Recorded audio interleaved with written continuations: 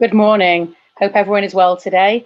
We're here to chat to Martin and Cezi Glendenning. It's part of our Global Presence, Local Significance series for NMI. Um, Martin and Cezi are serving in Zagreb, Croatia since December 2019. So I'm going to let them just introduce themselves and tell a little bit of their story of how on earth they got to Croatia from Albania in America. Over to you guys. Yeah.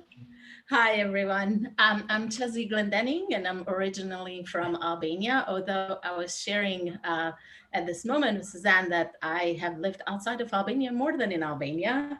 And Martin and I met actually in Buzingen, where I was studying, and he was the finance coordinator for the Eurasia region. And since then, we lived 7 years in Germany together, then 3 years in Hungary, and now in Croatia. And for us, Croatia was not something we had thought about. When the missionaries that were before us here were going to the U.S. for a month, they said, "Hey, we need some presence here. Could you guys just come here and stay for a month?" And we said, "Yeah, sure. We love Croatia. We love the ministry here with refugees." So we were like, "We'll come."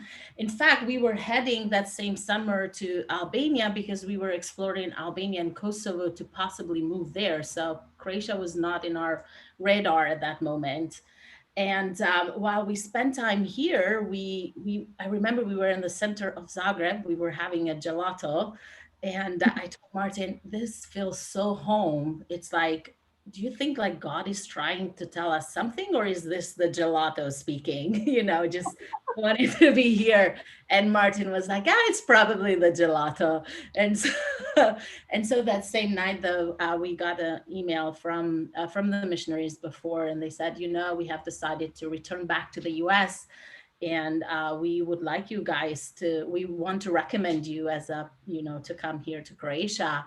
And that from that moment, then we talked to our leaders, and we had conversation, all the process, and it went so fast. Usually takes more time, and ended up really fast. In like within a few months, we moved to Croatia, and we really haven't looked back since then. Yeah.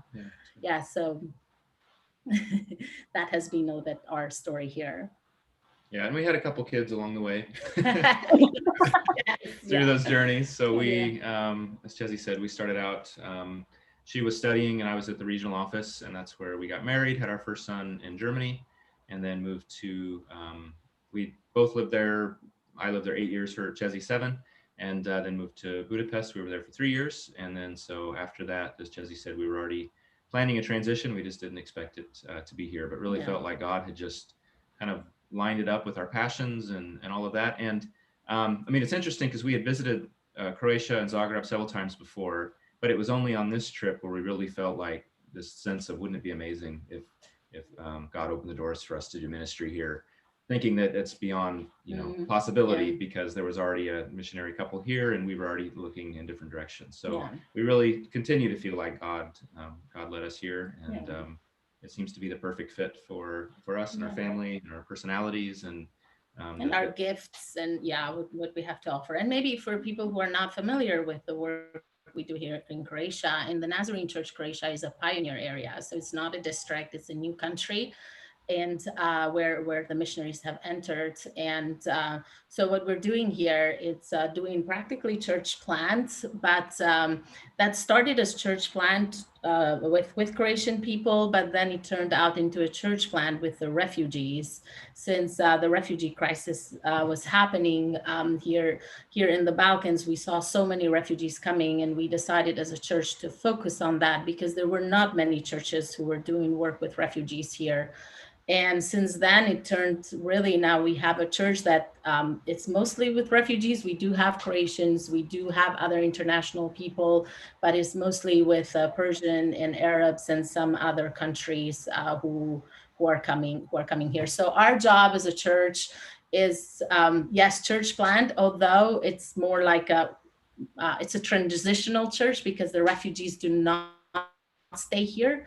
So when they come here, they become Christians sometimes and sometimes not, but then we disciple them and then they will move to other countries. And we see our job more like a missionary church that trains and then sends out in the rest of Europe, Northern Europe mostly, yes, or Western Europe, yeah. And what language do you have church in?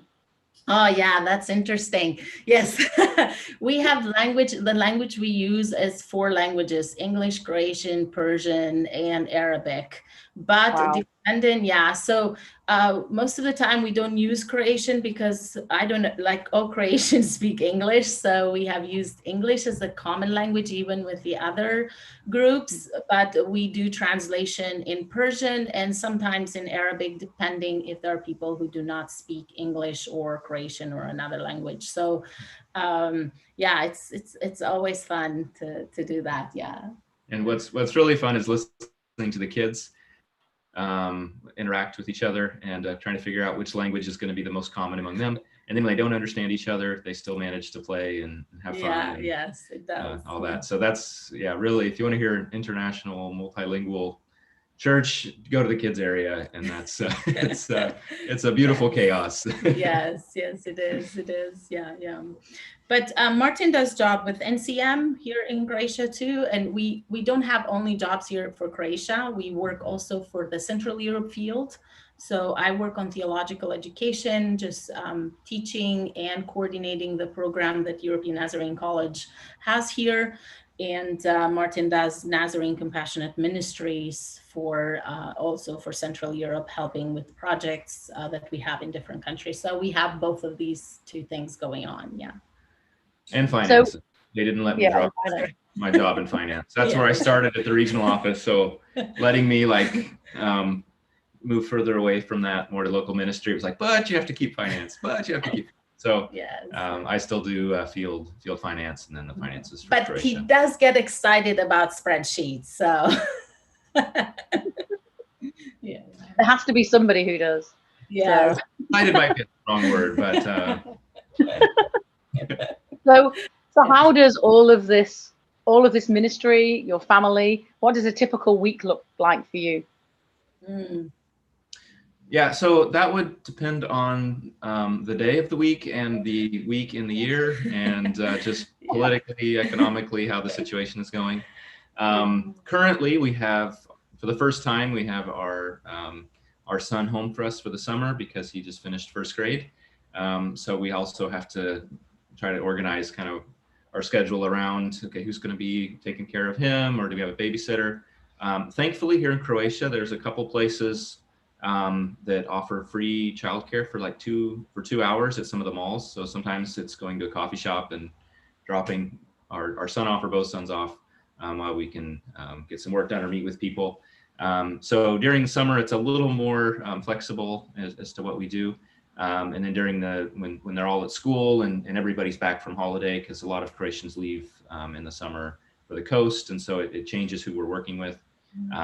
And so there's more routine, I think, in the school year, and then during the summers, we stay flexible. Although we've been busier this summer than well, we just stayed busy.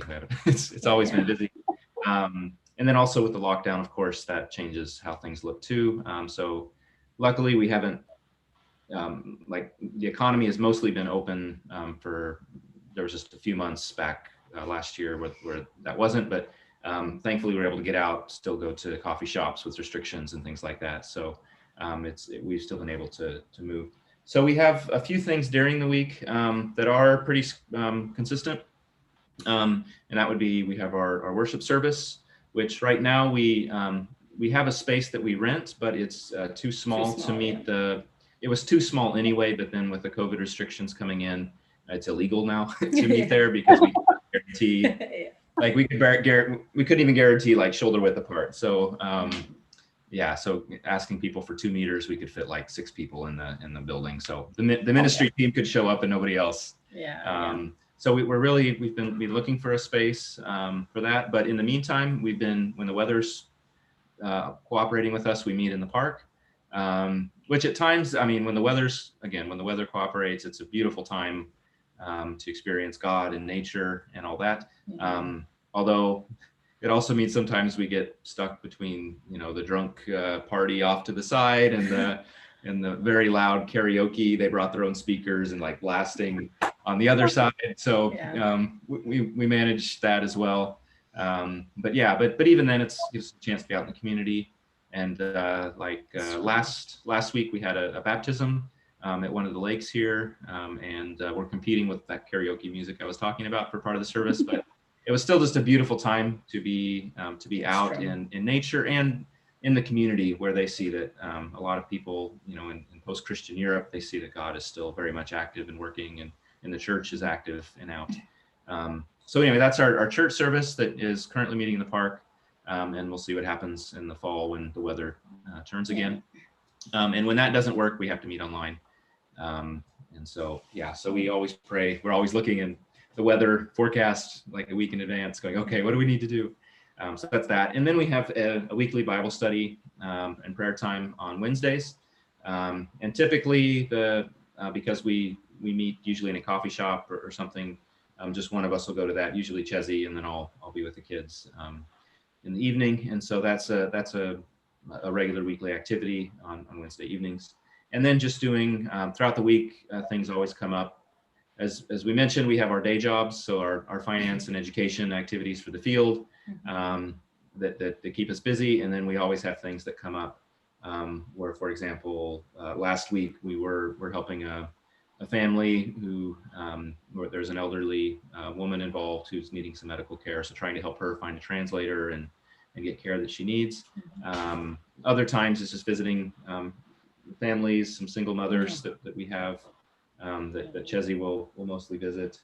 And a lot of family visits, honestly. And also we make a point to have people over to our house, especially if they live in the refugee camp, because it just gives them a sense of home.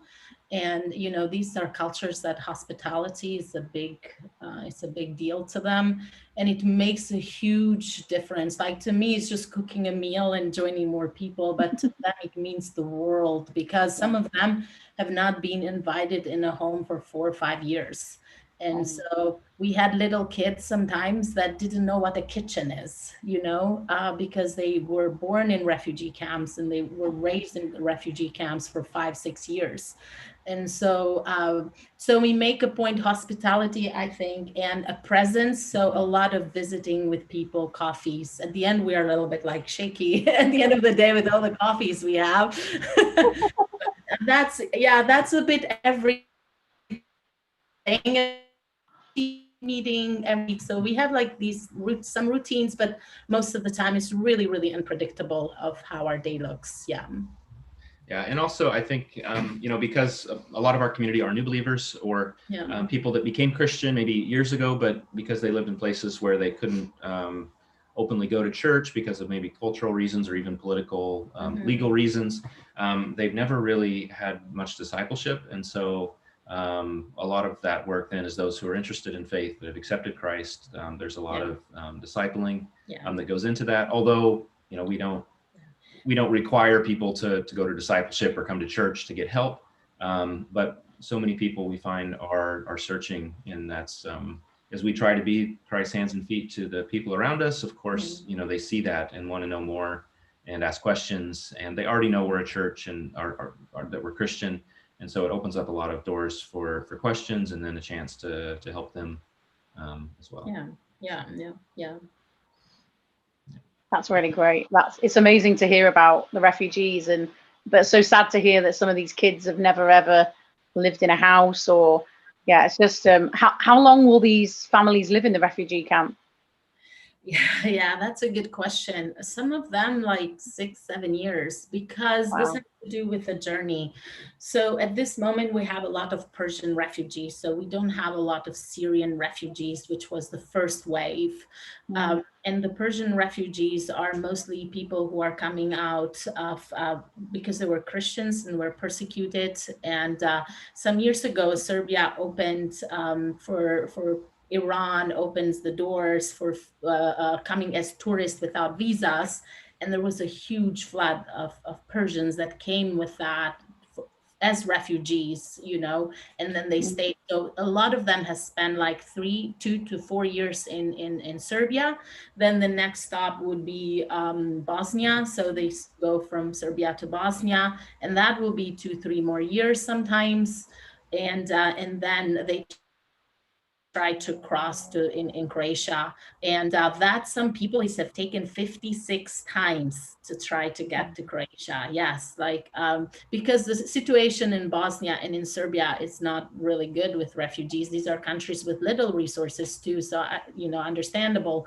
But yeah, once they come here, though, they stay for some times, they register, but most of them will leave Croatia. So we know we have about a year or a few months with them, especially the ones who want discipleship and want to know more about Christ. And for that, we have a Persian couple, Donia and Cheyenne, and they are the pastors in training. They are district licensed, and they will be ordained in about 2 years, hopefully.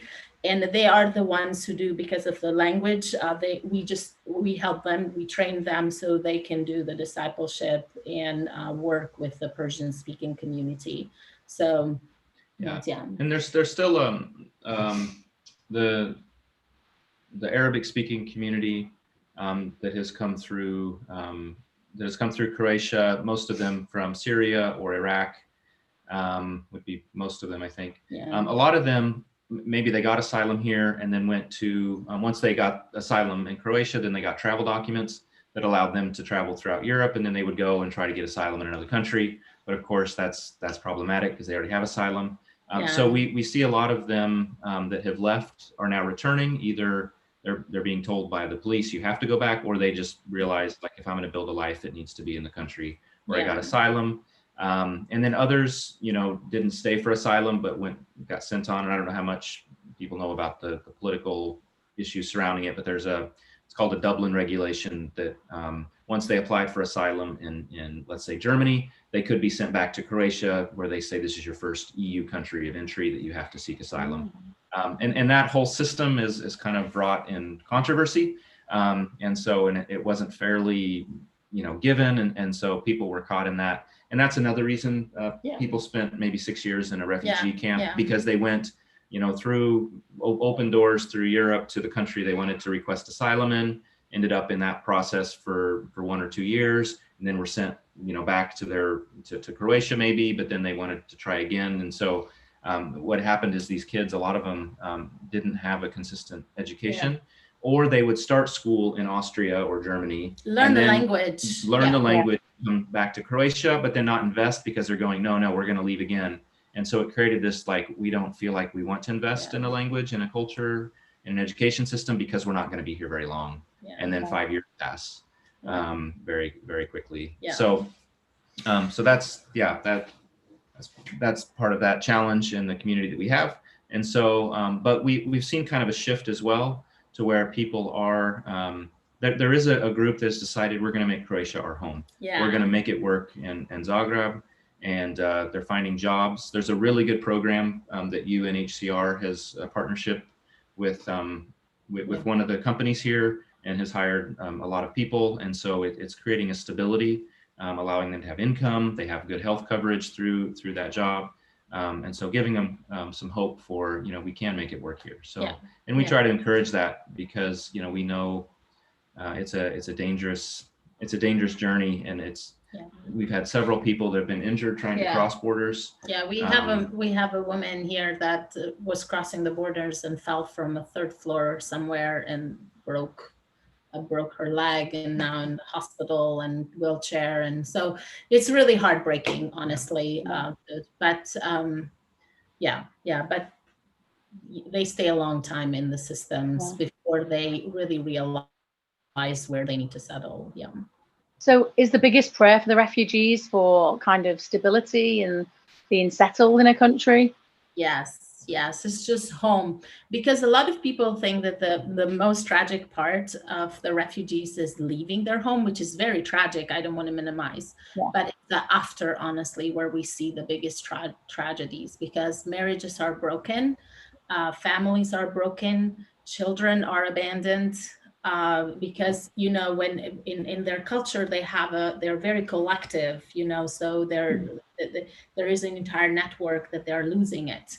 And there is a lot of domestic violence because all the stress and the trauma and all of this. So just and information, sometimes this is also one of the hard things with the refugees, is that they listen a lot to each other's experience, but not to what the law says. So if somebody was that unique case that was different, everybody thinks that that's going to be their case. So they will leave everything here and go to Germany, spend 2 years in Germany to be only returned and start over now without support, because they miss the chance to be supported by the government and they have to start on their own. So it's really like just information, learning to discern a little bit, and stability home, mostly for the kids, honestly. Yeah, we have actually a lot of refugees in our church in Bolton, mainly from South and Central America, and actually from Iran. We've just got a man from Iran, and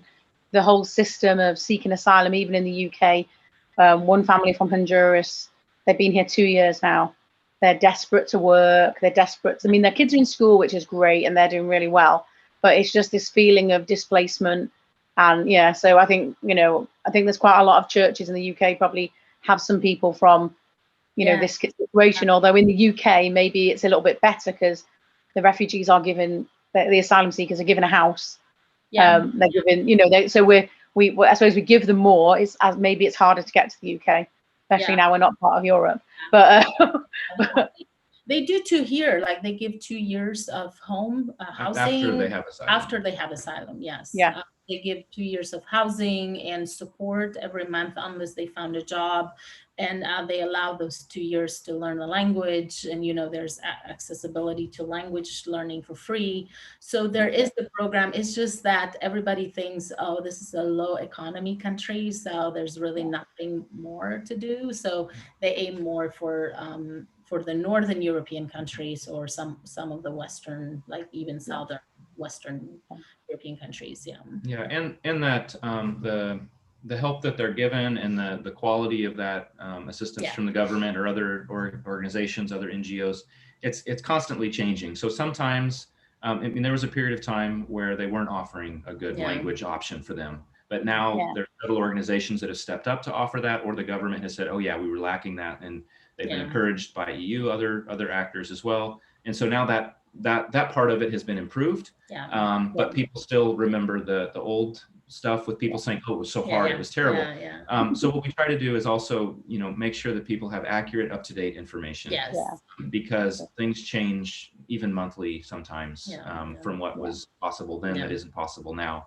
And what's been encouraging is we have people in our church, especially because our pastors, which as you mentioned, have gone through the asylum process. They've also been able to advocate. And for example, Donia spoke in front of the parliament many years ago now, to say these are the things we're lacking, and to try to dispel some of the myths about refugees. And so, you know, all of that has helped improve it. But as things improve, people need to be informed. Okay, it's a new system now. You need to try again, or their experience will not be yours. And if it is, we're going to walk with you to do that. So, but here's the beautiful thing, though. Although they moved to other countries, we have created now a network of churches all over Europe. So if they move to another country, we will connect them with the church.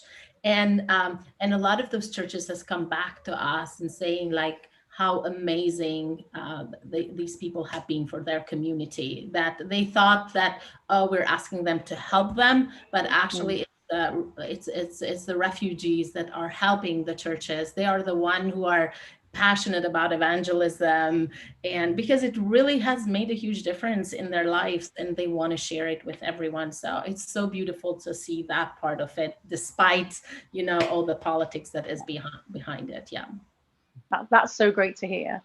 I just thought of a question. It's not one of the questions we talked about, but I was just thinking about your team. Like, obviously we know you're there, and you spoke about this other couple. Who else is on your kind of ministry team? Yeah, we have also 2 girls that came this year from the United States. They're volunteers. They're like sponsored missionaries now, I think is the right term. And yeah, they have been so amazing.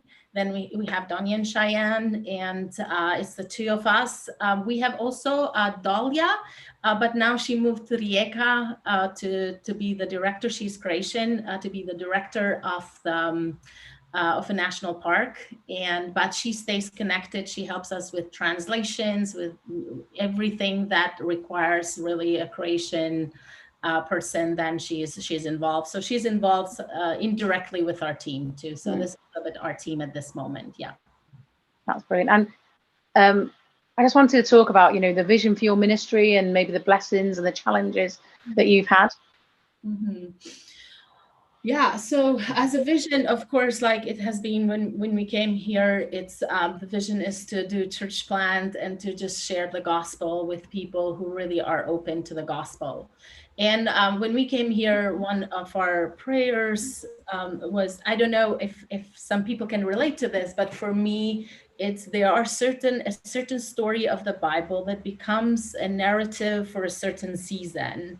And for us, that narrative has been a bit the story of Peter and Cornelius. That he was so ready, to meet Christ.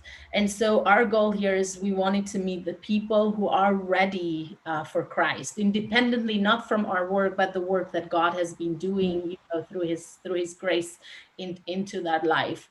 And we have seen, honestly, at the beginning, because there's so many churches here and the Catholic Church is very strong, and we're just like, why are we here? Like, what is our purpose here? And we have really noticed, because the theology that the Nazarene Church has of a via media, it's so necessary, because we find so much extreme in the evangelical Protestant environment, and we find so much extreme in the Catholic, very conservative, very political.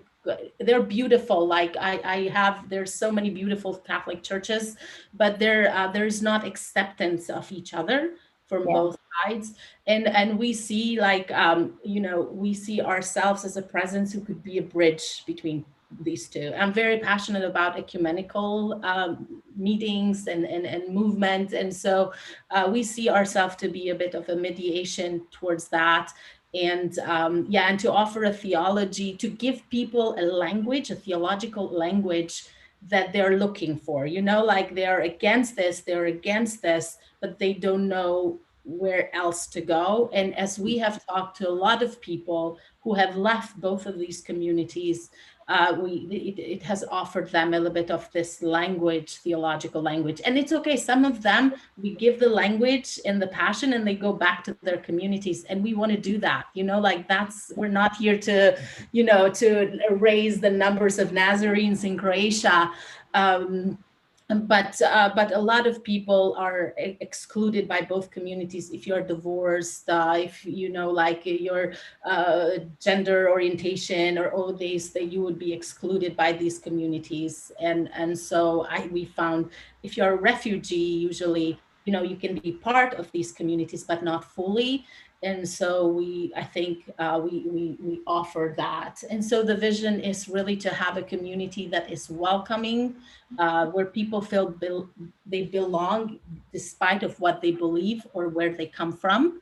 So, and in that process, we just pray that God then, through His grace and work and love in the community, there will be the transformation that they need to be the people that God has called them to be. So yeah, that's, I think, would be one of this. And now practically we're hoping in about 2 years to leave the church, to move, the Persian church, to be on their own, with Donya and Shan pastoring them. And then Martin and I will move probably another part of the city with another church plant in the city. And so, yeah, so that's a little bit what we're looking as vision. Yeah. Yeah, and for NCM specifically, I mean, it goes along with with everything the church is doing, and we don't see it as necessarily like this separate part, but also we also our project and our work is is not only for people that attend church, it's also for anyone that we come across that needs help. And the government does offer a lot of assistance, and we could never replace that. Like we couldn't offer a housing supplement option, things like that. We can't cover everybody's medical bills. But what we do is we try to journey with people and see what their immediate needs are. Because our ultimate goal for people is to experience freedom, and part of that, it's not just freedom, physically, but also in their mind. But part of that means that their physical needs are met, their immediate needs are being met, and so we try to journey with people, try to, as we said before, give accurate information. So speak truth into people's lives, and then to try to help them in the areas that are blocking that are blocking their ability to have hope for the future, that are blocking their ability for young people to dream about, I can still be anything I want to be, really. I mean, for a kid that's completing high school, the world is wide open possibilities, but when they have such a narrow view because they don't see any way out, and all they know is this refugee camp, in difficult systems and the struggle, it's really hard for them to dream big. And so trying to expand people's minds to see that, you can make a life here, you can be happy, you can have joy. But of course, like I said, that means meeting the immediate needs of people. And so we try to journey with people and see what's lacking. So when the government's providing, for example, medical care, but we see, but they don't cover, this kid needs a pair of glasses, but that's not part of the care offered to an asylum seeker, so we'll say, okay, we'll supplement maybe that to help, but not for every, like it depends on each individual story and case.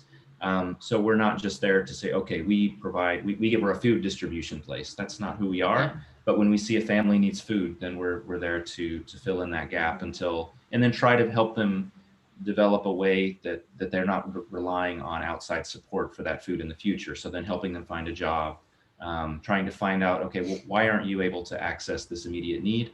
And then how can we help you to bridge that gap to where you can?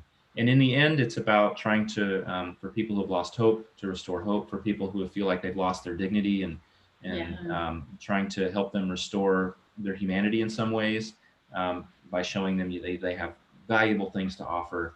And they when they want to join our church or activities that our church does, or, activities for, it's been more difficult with COVID, but when we had activities throughout the week, that people come and feel they're a part of a community, that they have a place to belong, and they have hope for the future. So that's so meeting the unmet need is kind of the vision or the mission statement of the NCM work here. And when it comes to blessings and challenges, with blessings, it's just such an honor to be part of people's journey. And some of these guys, especially the ones who were Christians in their country of origins, and they were imprisoned and tortured, and it's just, it's their stories like really questions ours, and it there's so much growth happening in both sides. We have grown so much because I've never had to, go to a prison for my faith.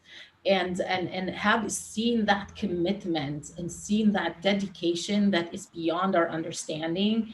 It really, it humbles, honestly, all of us. So that's, I don't want to praise on the tragedy because it's tragic, but on the other hand, like it has really challenged us personally in our faith, and the rest of the community who maybe doesn't come from those backgrounds. Then we see the blessing of transformation. So Martin was saying one of the hardest things to see with people when they have been in oppressive systems for so long is the lack of imagination of what possibilities are in their lives, And so Martin and I talk very often this because, I grew up in communism, and I remember the story where my dad would say, because, my dad was a politician and he was in prison for 12 years because he was against communism. It was like, but I remember him telling us that, this system will take everything out of you, but your freedom inside your mind is something that only you can give away. And so, and keeping that in mind for me, because, you know, if you're always told that you're wrong and you can't be this and you can't be this, eventually you start believing it, especially from a young age. And we seeing then also the possibilities, helping people to have a transformation of mind and see all the possibilities that God has for them. It expand the imagination of who they can be. It's so amazing to see. It's really, it's honestly breathtaking. And so I think that is the blessing. And now the challenge, it's just hearing terrible stories. Like I was telling Martin yesterday, as I met with a mom who had a terrible story since young age. And I said, you know what amazed me about God is not anymore the great things that he does, which are great.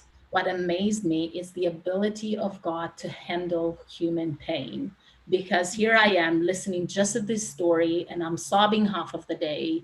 And how can God handle this without and still choosing to love us? You know, like that's just has become beyond my understanding. Now it's just dwelling in it and accepting the mystery of it. And so just like I think these are some of the challenges that we have encountered. Yeah. So you've touched on this already, but you've said how has COVID changed? Obviously, you're not able always to meet in the church. You're not always able to do your things. Has your congregation been affected by COVID? We've had obviously a lot of illness here with COVID and even deaths. When we first moved to Zagreb, we kind of knew a little bit about the ministry. We had ideas of what we were going to do, and really excited. And then just as we felt we were getting settled, COVID kind of creeped in, and we're like, okay, what's going to happen? And then the lockdown came, and then so it kind of became our normal. We also had in that period, one during the lockdown and the one after the lockdown ended, we had 2 earthquakes that also kind of disrupted life pretty immensely, and condemned a lot of buildings, older buildings especially in the center, which kind of forced a lot of people out. And so, what we thought we'd be focusing on, it kept changing, so for us, it was almost like normal is the chaos of not knowing week to week where we'll be meeting, doing a lot of stuff on Zoom. We have never known different in Croatia. That's the that. So I mean, but certainly it's been a challenge for our community. It did mean we had to end. So we thought we'd be, starting up a lot of new programs inside the Asylum Center. They used to offer language courses there and other workshops, that sort of thing. But that became impossible during COVID. And now they keep using COVID as the reason that, we can't allow people in, even though other places have lifted restrictions. But we are very thankful to God that no one in our community was directly got sick, because that could have been devastating. It means isolation and quarantine, and then it means it's probably spreading in the asylum center, which could have been catastrophic. So we're very thankful that we weren't affected in that way, although people close to us, of course, have been affected. And family members of people in our church, but not in our church directly, became ill. We took caution, honestly, before the restrictions. We put our own restrictions before the restriction came. And we did this because we really wanted to be careful that we don't bring this, that our community becomes, a spreader to the refugee camps. And because, they're not, if we were looking at Italy, that doctors have to choose, whom, because they don't have enough resources. We knew that Croatia doesn't have a lot of resources, and the refugees will not be in that priority list. So we actually closed our church 2 weeks earlier than the lockdown came, and stayed much longer than the lockdown closed. And the reason also, it's because we are a church with a lot of Middle Eastern people, and there's no social distancing when you bring Middle Eastern people together. It's like, it's over, like they will hug and they will kiss, and there's, and I understand that. So we also needed to be careful with, one of the issues, like what changed is that people needed more constant presence, because you're already isolated by being a refugee, and the COVID restriction brought another layer of it. And so that was really hard. And some people who came to faith, when in times of stress, you tend to go back to what is more normal for you, and some of them went back to some of their old habits that were bad for them, and so that was a little bit a challenge to see that domestic violence increased among Croatians that we have here. That was a challenge. But on the other hand, I think we somehow the church grew during this time. So at the point that we can meet in a space, and so we were able to really touch a lot of people's lives, because we always give help with no condition. We tell people we don't try to sneak Jesus in between sandwiches. And people saw the genuinity of that and really joined the community. Some of them are Muslims, are not even Christians. They just come because they love to be in community. And that's what we wanted to reach. Yeah. And a benefit of the, having to do church online is that people that had left our community maybe 2 years ago started connecting online, because everybody, was isolated. Most of Europe was in a lockdown. Yeah. So we were able to reconnect. Well, we were able to meet for the first time, but others were able to reconnect with people that had moved on, and still connect on a weekly basis and provide some spiritual support for them. We also had through NCM, the leadership team would organize walks with people. So just instead of meeting all together, they do one-on-one interactions where they could still, keep distancing and keep people safe. And we went more towards the food distribution, a way to help people, because that was one of the common needs, both after the earthquake and the lockdown, because it also, people that had moved out, and a lot of, like, some people had damaged, like for one lady in particular, like her kitchen was destroyed, things like that. So we had to help in different ways than we had planned. And now we're going back more as we're able to meet together, and still in open spaces like we talked about, but in different ways. And most of our community actually is now vaccinated. And so about 90% vaccinated. Yeah, so that helps as well, just trying to reduce risk of people being severely getting severe COVID. So. Does the vaccination include the refugees as well? Are they all vaccinated? Actually, 2 weeks ago, Red Cross went to the refugee camp and vaccinated everyone. So that was really nice. Independently, if you have the papers or not, or where you are in your process, they vaccinated everyone. And that was a relief for us, because we're trying to figure out how we were going to do that with the refugees. Yeah. So we're really thankful for that. Yes. That's brilliant. That's really good. And so go on. Go on, carry on. Oh no, I was saying the other challenge also for us at this point is that we really are looking for a space, because normally we're not people, we have to have the space to be a church. We're not that type of missionaries, but especially when it comes to refugee work, when we talk about being rooted, having a space that is not the refugee camp, it's not, it's just a community space where they see it as their home, the only stable thing. I think that's why we have been really being more committed to looking now to buy a new space and work towards that, because we see it part of this vision and goal to help them get rooted, not only in their lives, but also in the community. Yeah. And my idea with that is, I'm trying to get everybody else on board too. I think I've got them almost. Whatever we do, like I want the kids space to be even 10 times better than any effort we put into the adult space, because there's such a breakdown in them having a safe place to go.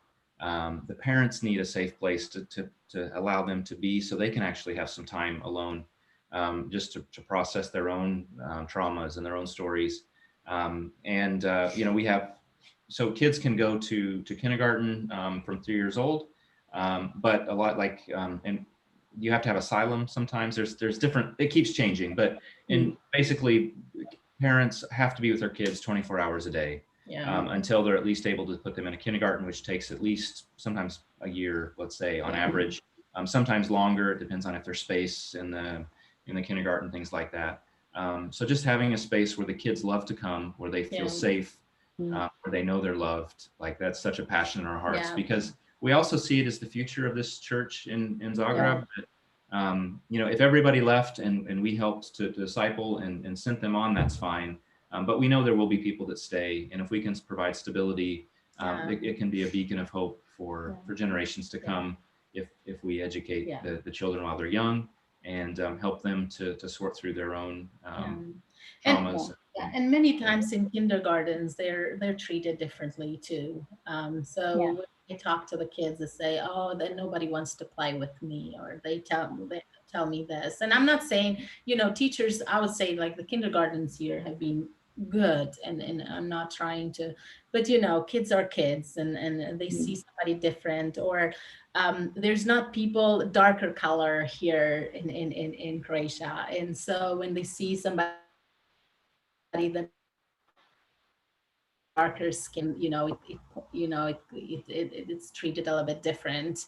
And so so we want, even if the kids have that in kindergartens, we want the church to be a safe space. And also we would like to open an after school program or a camp during summer, because single moms, they can't work during summer if the kids are at home. And several single moms with little kids, and so that are 6 or 7 and 8, and they don't feel comfortable in just leaving them alone. So we would like in the future, and we're looking forward to a space for that. And it's also important because I won't go into detail, but just imagine your kids growing up in an asylum center, in really difficult situations. A lot of times the family rooms are it's like one big room. Think of living in a hotel room with your family of 5 or 6 people. That's difficult. You have other kids that have been through traumatic experiences, owning stuff that's your own. You kind of, it's a fight, survive type of mentality with the kids when there's limited resources in the refugee center. Growing up, and some of them live there all their life, and so they really, the hope is that we can provide a stable place, a safe place, to help them to kind of recover some of their childhood. To be kids, just to learn to be and be treated as kids. So do you have anywhere you're looking at the moment, or is this something we really need to pray for? Everywhere we're looking. Yes. Pray for it, because first it has been a challenge to find the space that is good for us. So that has been a challenge. We're still looking, and we're still trying to raise funds, for it too. So just those two are very important. So And if any churches wanted to raise money specifically for your building, they could send it to our NMI treasurer with Croatia written on. We have a link. We have a link on the mission specials, because they have to be approved. So if someone's interested, we are happy to share that link with them, and they can. We could do it through our district treasurer. He can do the sorting out. So and then he can talk to Martin, and then so just go on to end with a bit of a fun question. So we know that you've got 2 sons, and we know that obviously family life's really important. You don't, ministry is really important, but you need to have your downtime. What do you like to do as a family? What are your children into? Before we got one on air, you saw my daughter talking about lots of things. But we want to know your boys and your family, so we can pray for you as well. Well, I have to share one thing that happened yesterday that I'm very excited about, but also terrifies me. And that is our son swam by himself from one end of a lap pool to the other and back. So I think that's a 50-meter pool. So he swam 100 meters without assistance. And that terrifies me, because now he thinks he's an excellent swimmer. He can go in the Olympics now. Come on. Yes. There where he is. But I'm also proud of him. So they always loved water, especially that one. Like, we used to live along the Rhine River in Dusingen. I don't know how many might be familiar with that, but he loved water from the beginning. And now that he can actually swim, Yeah. So we'll be at the pool a lot this summer, I think, yes, for sure. Yeah. So Ruben is very creative personality. Like he's just anything outside the box. Like he's a book writer too. He wrote 3 books now, and he Wow. illustrated them. And we have a girl that lives with us. She's from Syria, and she's like she's a graphic designer, and so she's digitalizing one of his books, and actually we might Wow. to publish it because he's so creative with it. And so his creativity sometimes takes us by surprise. And that is his blessing and also his challenge, because sometimes you want to be in creative mode when we really don't have the time, or is like a high pressure time. So I make space, and or at the dinner table. Yeah, the dinner, or right before bed, or like. And Lucas, he's a typical boy. Like he loves cars, and he's the boy by the book, and but he is so social. He does not know strangers. Like at the playground, he sees ladies with nice snacks, he will go next to them and just give them a hug and ask them for the snacks. So he's just like, or he just stops. He goes outside of the apartment building, and there are old ladies sometimes in the morning when they go shopping. He just goes and hugs them with no like, and just they spoke, and everybody. He gives a smile to everyone. And in kindergarten, he's a sweetheart to all the little girls. So I get moms coming to me and say, "Oh, you're Lucas' mom." It's like, father cannot stop talking about Lucas. And I told Martin, "Oh man, is this looking into the future?" I have to brag on our boys. Charmer, yeah. I have to brag on them one more time. They've really adapted well here. Yes. We whenever we try to say, "Hey, let's practice Croatian with them," they're like, "No, you speak English. Why do we do that?" Yeah. Like, we can't speak Croatian. Then we go to the playground, and they're like full sentences communicating in Croatian, in Croatian. So they've really picked up the language well, and I think they're liking it here. Yeah. So that's a blessing. Yeah, we like to hike too, and so we will bring them a lot outdoors and playgrounds. I think we visit most of the playgrounds in Zagreb. Sounds familiar. They always they don't like the same things all the time. So so they like to explore new places, which is really good for us and the life choice we have made. Like we really have good kids for that. And we also though make them part of our ministry. We don't separate. So like 2 days ago, there was this new single mom coming to church, and her kid was so scared, a lot of traumas in their family. So he just wanted to stay attached to her mom, to his mom.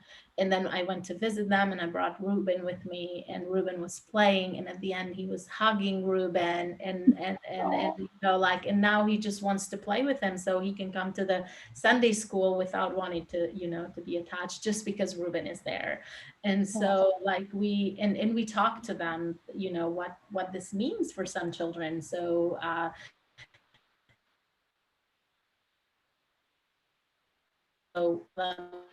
there are kids who don't have toys, so they will grab some of their toys and share them. So we make them part of the ministry. We are very committed, honestly, to family time, because this is a high stress job, like just emotionally.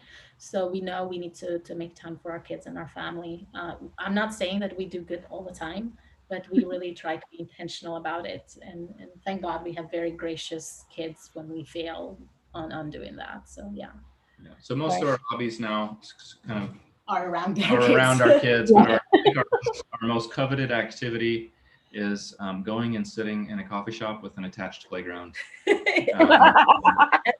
Allowing us our kids hopefully playing nicely. Yes. Martin and I try at least once a month to go out on our own and just connect with each other. And honestly, we just like to talk to each other and just or go to movies. I think that's has been a little bit, Brilliant. So just a sum up of the kind of prayer requests that we can leave for everybody here. So obviously we want to pray for your work with the refugees and for your to find a church building with this specific children's area. Is there anything else that you can say, specific prayers? Mm-hmm. Yeah. Yeah, so just pray for our team. Honestly, this past year has been really tough. So for especially Donnie and Cheyenne, they both lost their parents and they were not able to be there. They had so many family members sick. They had a baby too here while going in the middle of this. So I would really like for people to pray for them, to keep them in prayers because they do most of the work, on the hard work. It's a lot on them, and pray just for our church to grow in spiritually, and it's in yeah, for people really to experience liberation. I think that's a word, freedom of mind and spiritual freedom, and an increase of imagination. Pray a lot for single moms on it. That has been really in our heart lately. We have a lot of single mom refugees, and they're struggling from finding jobs to finding care for their children, and having to deal with their past. And the last thing I would bring, people with trauma. There's, for those who have settled, now the traumas are coming out. Mm. You know, so there's people who are suffering with post-traumatic stress, with flashbacks, and all this, at the point that sometimes it paralyzes them. So we're trying to work. Actually, I just got into a training for trauma healing, so I'm going through this training to see if we can create That's great. a self-healing group. And yeah, so those are, I would say, are some of the main prayer requests for us. Yeah. And I'd say for us, as leaders, of this work here in Croatia, and for our team in general, just that we would have greater imagination as well. You know, Yeah. that we pray for imagination for the refugees and those that have difficult situations, but also for us, because, you know, it's really hard to, I mean, even we get in our own kind of, this is the way we think it needs to be. And, Yeah. you know, Yeah, there's this, yeah. we're on this path and we kind of think we see, but with so many changes and challenges, you know, I just always am praying like, okay, are we missing something? Is there something else that we should be doing? Yeah. And so just pray for us to have a greater imagination as well. Yeah. And also to allow God, because honestly, lately it has been, God, I don't even know where to put my hands into this. Like, I have no clue. As Martin would say, no imagination. And I just go and say, okay, I'm going to sit back. I really want to see how you're going to get this done, because I have no clue how this is going to happen. And we are amazed of God's imagination, and you know, the ability to really change people's lives in a way that was not even an option in my mind, but to have the courage to do that more often, and also to know the wisdom when we have to put our hands in it, where God is asking us to put a hand into it. So yeah, That's fantastic. I'll make sure that we put those prayer requests up for everybody so that they can, I've been writing them down. I might need some spelling help. But thank you so much for joining us this morning. It's been really great. As you said, we wouldn't have any trouble getting to 11 o'clock. So, but it's been really amazing to get to know you more. And I mean, hopefully one day we'll meet again. You never know, when we're all allowed to travel more. And we just really want to, we're continuing to pray for you, you know, and we want to, you know, bless your family in any way that we can. So even if you've got a prayer request that's immediate, send it to us and we'll send it around our district. We've got some, as you've met Sam and Michelle, they're like our tech geniuses. So we get information around the district. So yeah, we really want to pray for you, and we really want to just bless you. And we hope now we can kind of spread this video to lots of different people. And yeah, just keep praying for you. So we'll say goodbye to you now. And I think we'll go offline. And yeah, just thank you so much. And we're so interested, waiting for what happens next in your ministry. Yeah, and feel free to share our email if people have more questions and they want to know more, or they're coming through and they just want to meet us, they come to visit. So we're more than happy to do that. Yes. That'll be great. That's great. Okay, we'll say bye-bye. God bless you. God bless you guys. Bye.